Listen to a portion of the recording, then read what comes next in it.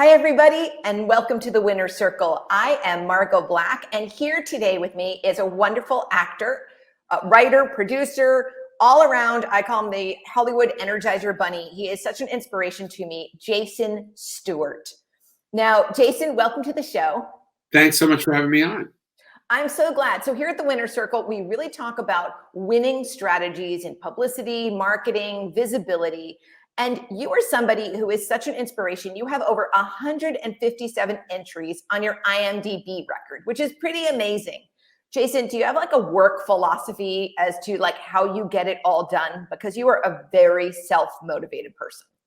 I make lists and then I circle things. I make all sorts of lists so I don't forget anything, and I circle things and I check things off. And I believe my father always used to say to me, when you go to the interview, make sure you wear a tie. And what he meant is, make sure you mean business. I love that. And I took that to be your best self. And it's about showing up, doing something every day for the art, something every day for the business. And then some days it's way too much. I totally understand. And I am a massive fan of showing up and also dressing for the role that you want. Not only do you dress for the role that you want, but you create the role that you want, which is something that I really, really applaud you for. So you currently have a show on Amazon that I encourage everybody to watch called Smothered with Mitch Hara. And it's about a middle-aged couple slinging out their horrors in therapy hell. And tell me a little bit about how you went to create this, how you got it on Amazon, because this is really like the epicenter of content creation right now. Well, the first thing my partner, Mitch Hara, said to me was, we don't wait for other people to get permission to create. We just do it. I love it. So if anybody wants to see the show, they go to smotheredtv.com. It's on Amazon, Apple TV, YouTube, Pause, Reverie, all sorts of things. Ich, ach, zuch, zik. Okay, wait a minute. I want to say that we repeat that again because it's so important. We don't wait for permission, right? We just do it. We don't wait for permission. We just do it. So how did you do it? Tell the audience a little bit about how you wrote the show and got it on Amazon.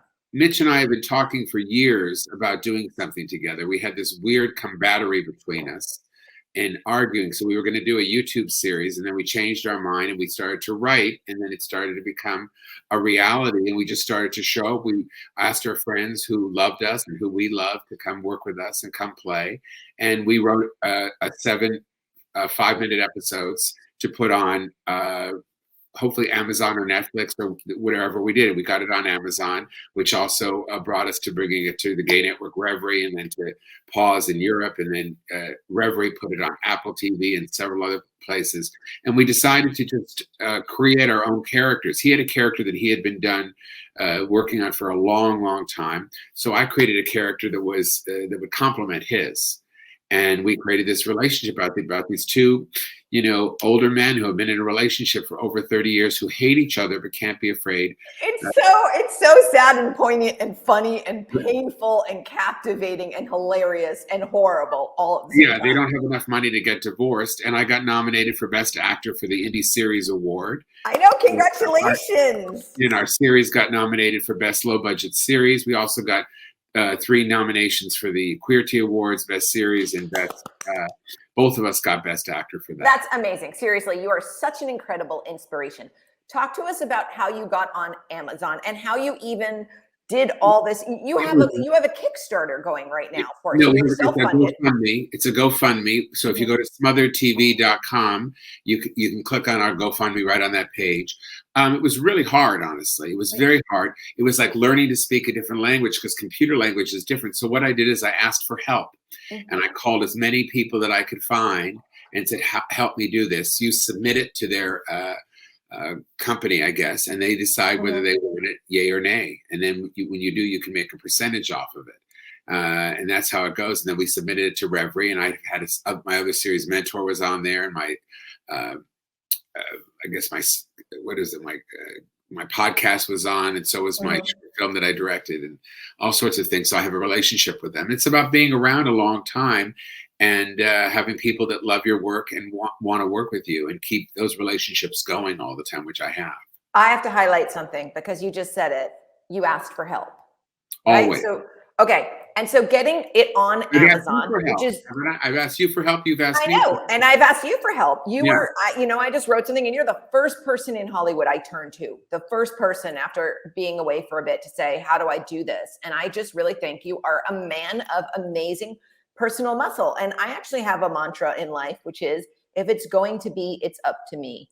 And you, to me, are just an embracement of that sort of a mantra. Do you have a mantra, a personal mantra that wakes you up every day? Uh, God, try to not be too scared. And Mhm. this is what I really feel is my first thought all the time is fear. It always is, every single time. So I remember there was a cartoon that I used to see as a kid where the air would go through one ear and then come out for another. So I call that first thought. First thought means Uh-huh. nothing. Just That's let it great. go. I Just love that. let Let it that go. go. Pick up the Mhm. phone, make a call, send an email, go meet with a friend, show up. Like this weekend we're shooting. I have several scenes to do, and I know there's a lot of lines to memorize. And I don't usually star in things. I usually am a supporting actor. So I've called friends, asked for help. We're going to go on Zoom. They're going to help me. One came over to my house for my exercise class. He helped me with it. Other actor friends have reached out to me. So I keep showing up and keep asking for help in any way that I can. I love that. That is so beautiful. I really do believe in showing up. And long ago, I think I was like 23, I read a book called Feel the Fear and Do It Anyway. I think it was a book about love. I think it's like by Leo Buscaglia. I'm not even sure as I'm saying that title, but it meant the world to me. And you're just always going to feel frightened, and just do it anyway. And you just Anthony say to Hopkins the fear, hi, nice. Thank you for showing up. I'm going to be okay. Yeah, Anthony Hopkins wrote this really great book about his life as an actor. And the thing that really Mhm. resonated with me more than anything was he reads the script over and over and over and over and over again. And I had an audition recently for a really big movie with a really big director who is also the star. And everybody knows who this person is, but I can't say. And I got to read with the actual casting director of that film, not the Mhm. assistant, not the associate, not putting myself on tape and putting it into the ether. So I had a great opportunity. And when I Mhm. saw the part, I was frightened because it was written in a different language of New York society in the 60s and 70s. And I know how to do that, but the language was so difficult. And I thought, how do I do this? I called up friends. I read it over and over again. I kept reading it. And then suddenly it appeared how to play the part. I love it. I love your theory too, and calling up friends and making it like a team sport. And Smothered seems to be a very big team sport. Tell me what you've learned so far about doing writing and being in and producing Well, Smothered and getting another it on thing, Amazon. What do you another think you've thing, learned so far? another thing is letting go. You Mhm. have to let go and you have to compromise. And a lot of times you have to let go and don't answer something immediately when you're working with people because it becomes quite tense. People get scared. There's a lot of personalities to deal with. So I let go and I say, okay, we're going to have a meeting today at 4. Let's talk about that at 4. I think about it. I think about what I'm doing. I do it with almost everything now is I let go. I read something over. If it scares me or something upsets me or makes me uncomfortable, I let it go and I go back to it. That's a great theory. That's a great thing for everybody to do. Let go and come back to it. I think we're also wired to just have an answer right in that moment. That's Mhm. really, really And I smart. find that's the worst thing to do because Yeah. you're acting on whatever it is, and then that first thought comes in, and then you say something you don't want to say, and hey, that's a great idea. Let's talk about it at 4 at the meeting. That's really smart, Jason. That's a really great tip. So you've got 157 IMDb credits. I just checked before this interview. That is Soon to be, seriously like wait, the soon to be pinnacle. You're like 58. the, I just got another film, so it's soon to be 58. oh my God, you're like the Energizer Bunny of Hollywood. How did you do this? This wasn't, a lot of it is your muscle of waking up and being self-driven and getting a lot of people. Talk to the I, person. Like, I'd what would say you no. tell if somebody's watching this in Indiana and wants to be an actor? What would you I'd say? say no. It's not about the muscle. It's not about all that. What it is, it's about the love. I love being Aw. an actor. So I love the work. And I love the idea that someone's going to go into a room or their bedroom or their computer or their phone now or a theater and watch something I've done and either laugh really loud or look at it and go, oh my God, I didn't think of it this way. Or I didn't think of it that way. And it's Mhm. like when I was in the movie Birth of a Nation, I played a white heterosexual Christian plantation owner in 1831. And when I So your type. Yeah. right? Just exactly what we would think of you as. And people would ask me constantly, how did I feel? How did I feel? Because Black Lives Matter had just started coming out 5 years ago, that the group started becoming very popular and much more noticed by the media. So I got this question all the time when I was being interviewed for the film when it came out in 2016 and 17 in the theaters and HBO and now on Amazon. And I kept thinking to myself, what is it? So for, number one, it was just a joy to be a part of a film that meant something to me about our history of America. I got to play one of the three evil villains, plantation owners. So that was a joy to tell this story by Nate Parker, who wrote, produced, directed, and starred in this. So I was able to tell a story from the Black point of view. And I was able to learn something in my own life and be a part of this creative journey with all these incredible people that I wouldn't have had a chance to work with unless I had gotten an agent in New Orleans. Right. And gone through the side door and paid my way, to actually get there and did everything I could to show up. How did I pay my way? Because I didn't spend a lot of money on other things. I saved my money. I'm an artist. So when I know I have to go someplace and do something and they want to meet me, I have a frequent flyer. I have a way to do it. I've set up my life so I can be an artist. That's the most important thing. I think that's a big deal. I think artists don't really realize there's a lot of business and a lot of money and a lot of work behind it. And you really do have to set up your life to be an artist. What do you think are some of the essential key points to setting your life up to be a successphotography artist? Well, the first thing, even be able to be an artist. The first thing I'll do is a little plug, because right here you have the name of my book, Shut Up, I'm Talking, my autobiography. So there's a chapter called The Birth of an Actor, which tells you exactly how I got that role from beginning to end. And it's really funny and it's touching and I told you a couple things from it. So that's the first thing.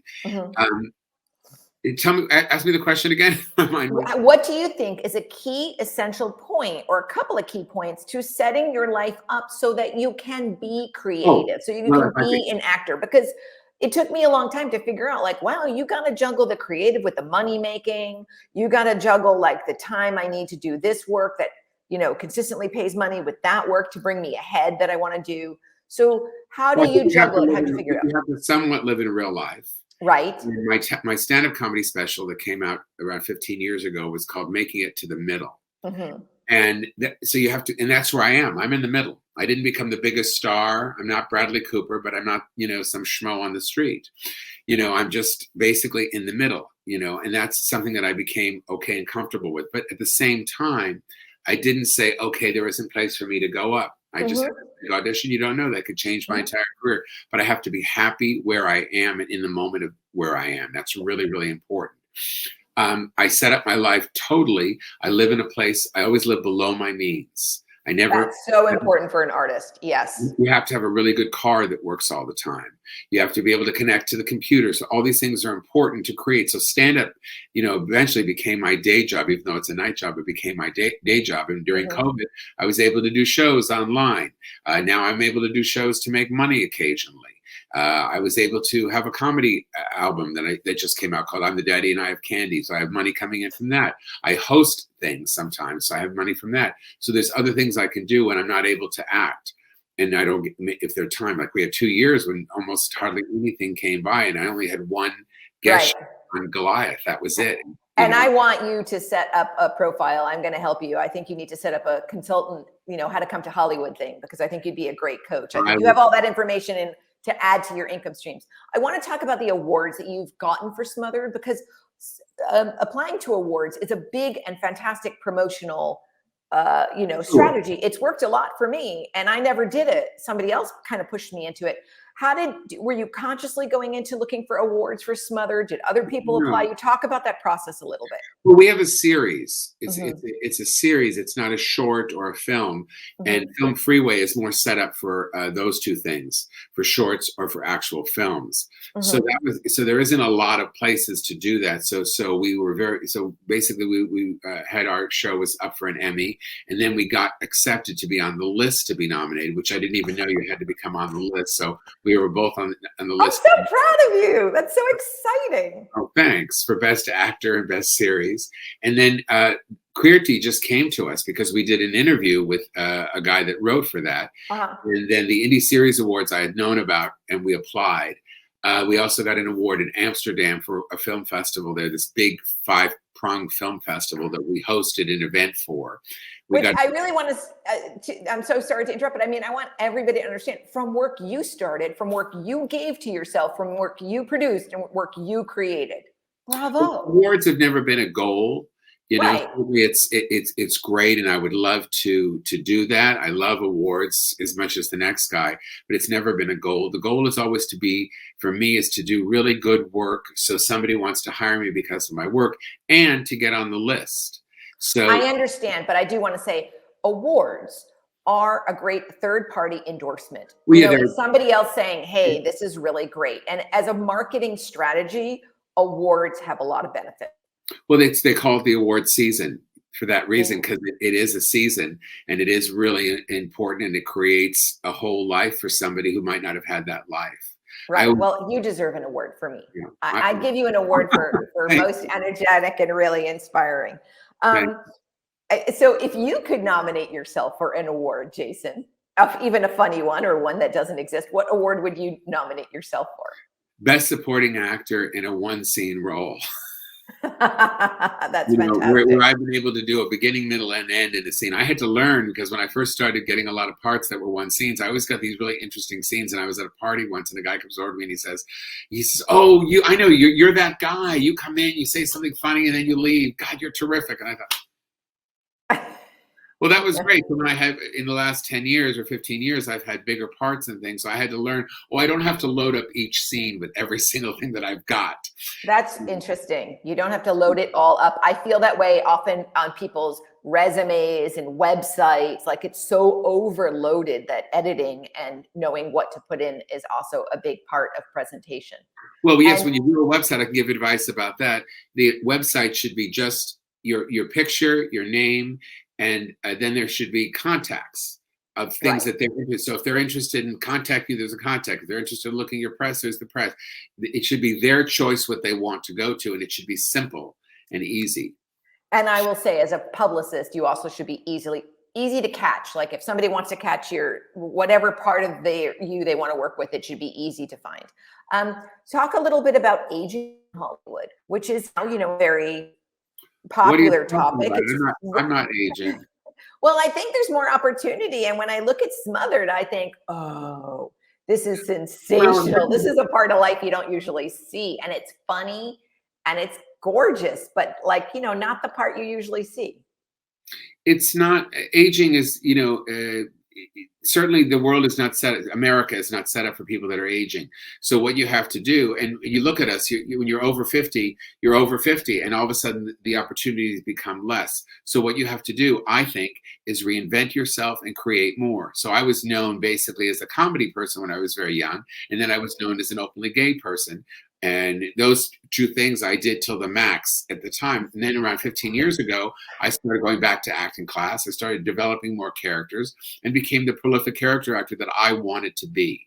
And that, yet at the same time, I still do my stand-up to make money. I still do my stand-up to have my voice come out and say the things that I want to say and what I want to do. So you have to constantly keep reinventing yourself. And then also, as you get older, the most important thing is for me is to spend my time on things that I really care about, and don't waste any more time, because you have less time on the planet than you've lived. So you have to, don't waste that time. Use that time and make it precious, and do the things that you really want to do. That's beautiful, beautiful, beautiful advice. And Jason, and know your worth. Know your worth. Which is something that most young people don't know. It's hard to know that when you're young. It's hard to explain to somebody a feeling that they've never had.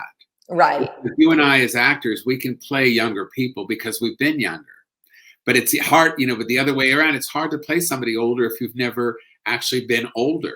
That's true. And I love your theory of just playing it all to the max. That is beautiful. I think for all of life, you just want to play it to the max anytime you can. Take the stage and play it to the max. Before we go, tell us what's next and how people can keep in touch with you. Well, what's next is season 2 of Smothered, which will come out probably, I'm hoping, in the fall.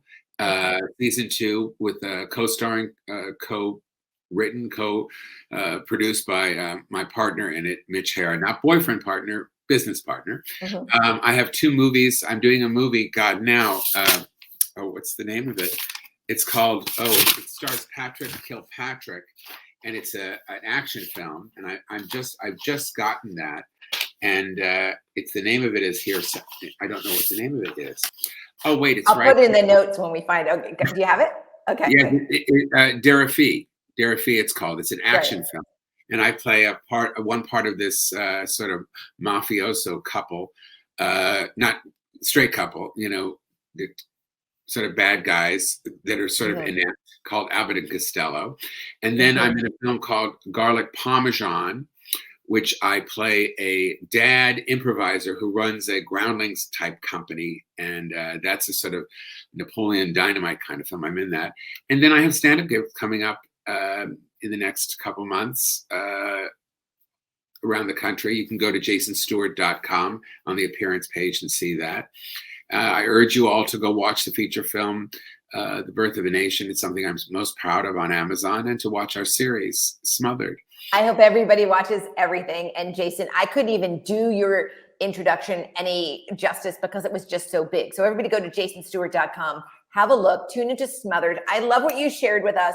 Playful out, ask friends for help, just ask and work through all the fear and basically create all your own luck. What great words to live by. Thank you so much, Jason, for joining us and for sharing with us here on the Winner's Circle. Bye.